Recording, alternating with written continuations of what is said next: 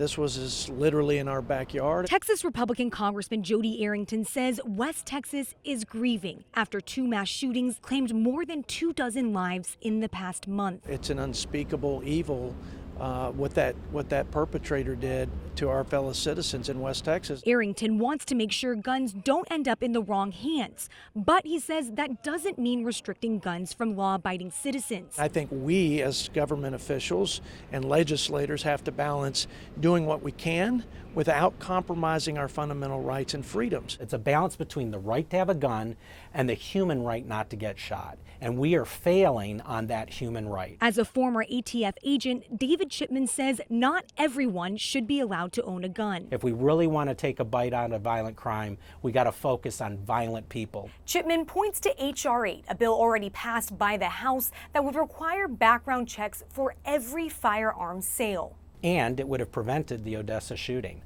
because that shooter tried to buy a gun, failed because they failed a background check, and then was able to use a loophole where you can go and buy a gun from a private individual and circumvent the law. But the bill does not have support from Republicans in the Senate. Texas Republican Ted Cruz tweeted Monday, gun control doesn't work. He says instead, lawmakers need to focus on keeping guns away from criminals by prosecuting and getting them off the street before they commit more violent crimes. In Washington, I'm Anna Warnicki.